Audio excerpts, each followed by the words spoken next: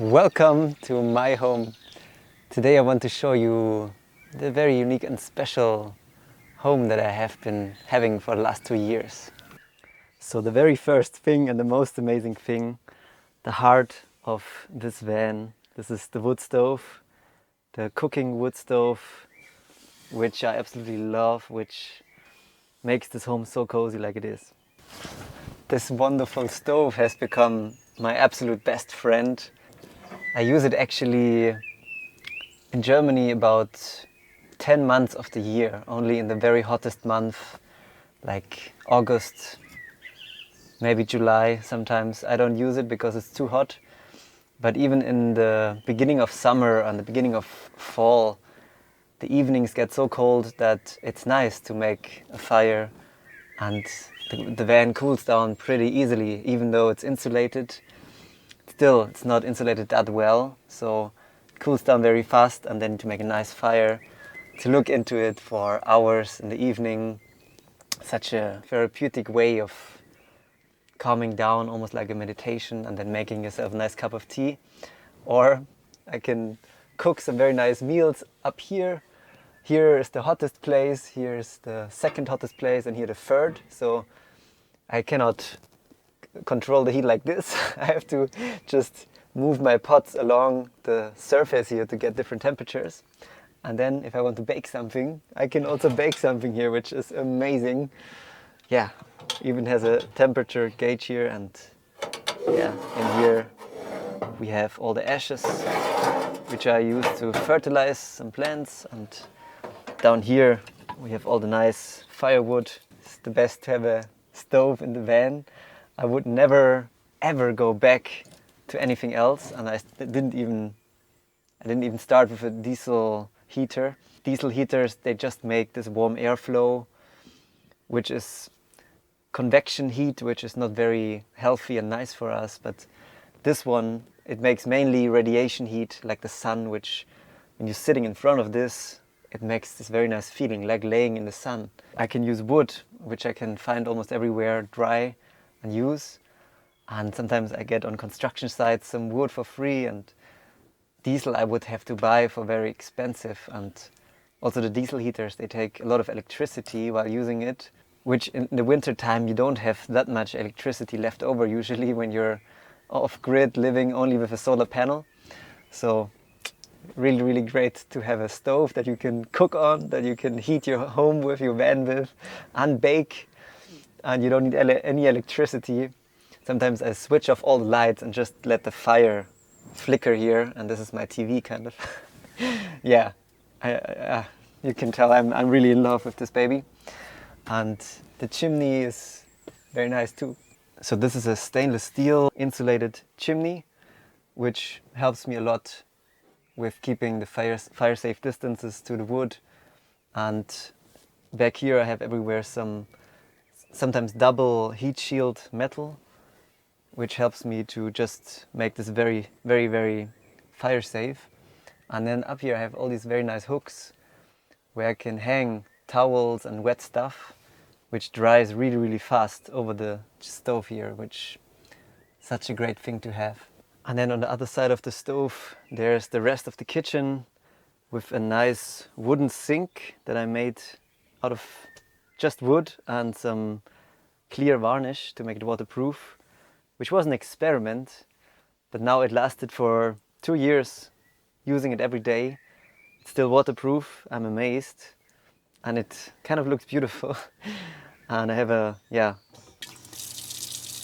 nice water tap here with even the option to wash your hair really quickly here, or just to be more flexible. And then I have this nice window, which makes my home really cozy, I think. I really like this window with this old school kind of decoration. And there I have an emergency exit to the front, and I can see back while I'm driving. And I can also close this off. And then from the front there's just a black wall. So from the outside my van looks like a cargo van, and some people cannot see that I'm living in here, which really helps in some areas. Up here I have a huge cabinet for all my clothing. It goes all the way to the front, all the way to the side. Here's some bathroom stuff. Here I have a very nice cabinet for all my pots, my dishes, my cups. Here I have some kitchen utensils, really handy and fast available. And here some more cutlery, some more kitchen stuff. Up here some food storage. Here many spices, oil, cooking stuff, coffee maker, all the good stuff in the kitchen. And then right next to the kitchen I have my dry composting toilet, which is an absolute essential for me if you're living in a van. It's the best toilet of the world. It's the toilet of the future, also for houses. You collect the best bio liquid fertilizer that there is for free, and all the nutrients stay in the cycle. You can compost your digested food in the back for 2 years and you have a very safe, nice fertilizer compost, and you're not dependent on these emptying stations, because I can just go put this on a compost of some friends if I'm moving around, or I can go and bury it in the woods. I can put it anywhere. It's just natural, no chemical products inside. It's the best toilet of the world. And I realized I have the best toilet in the world because I can sit on the toilet and I can look into the fire on the other side, into the stove. Who has that? Who has that? And sometimes if I'm in a very quiet place, I just poop with the door open and I enjoy the view. And right next to the toilet I have lots of toilet paper, but also a stainless steel water tank, which carries 75 liters of water, which lasts for me with showering, washing dishes, drinking, cooking, cleaning 1 week. And I have an extra 10-liter jerry can for emergencies in the back that I can refill also my whole system with. And I really like the stainless steel tank, and I like it way more to drink out of stainless steel than out of plastic. And it actually wasn't more expensive than a plastic tank, which I was really surprised, and it feels very good to drink out of it. And I have a water inlet on the outside of the van where I can refill it, and then the pressure pump takes it from the tank and filters it straight away when I take it from the tap. So I always have drinking water, and in emergencies I could even use river water or something, and I always have safe water, which is really nice. Speaking of essentials, for me it was really a game changer to have a shower in my van.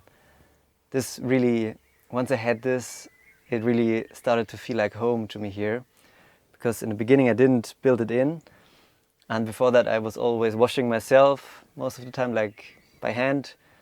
But if you're coming from work and you're exhausted and sweaty and it's cold outside and raining and you just want to have a warm shower but you cannot, you start to miss something, and it's something different to wash yourself or to have the water run over yourself.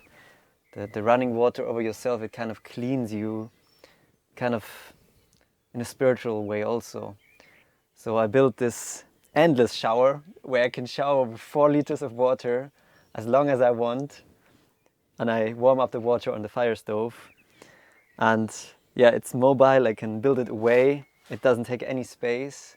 It works great, and it costs almost nothing to build it. And right across the fire stove I have this nice cozy couch sitting area type of thing where I can chill, and I can have a table really quick, have no table really quick, dance around, have a table again, and it's a really long table actually. It's made with a very heavy-duty drawer. Yeah, like that. And there I have another cabinet for some bread and food. And there I have a magic cabinet for lots of stuff that I need. There I have my power to charge my laptop and USB outlets and everything you need, and even a carbon monoxide alarm in case my stove would produce some carbon monoxide, which is the biggest risk of a fire stove, that burns the air from the inside of the van. But I don't trust this device fully. So what I do is I always keep my roof hatch just a little bit open, even in the winter time. And I don't make a fire while I'm sleeping. I'm just letting the fire burn down.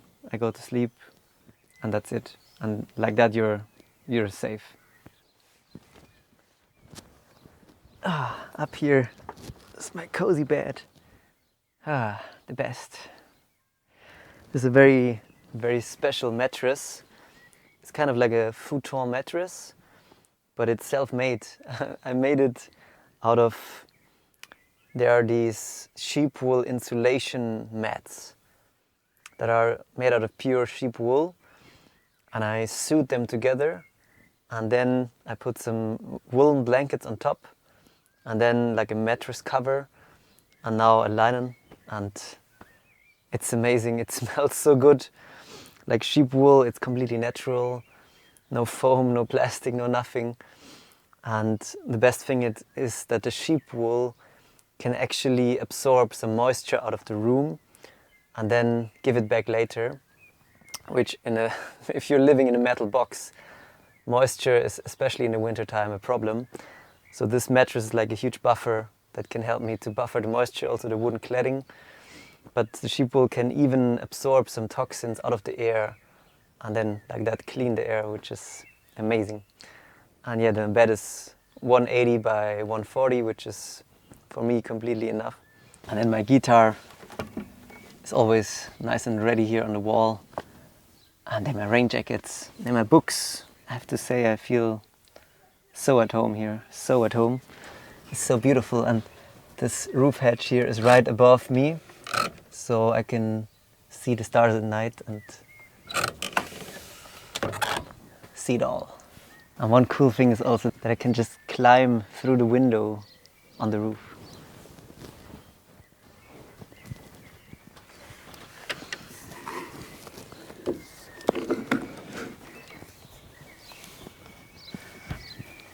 So here on the roof I have a huge solar panel with 335 watts, which is a really special one because every cell has a bypass diode between them.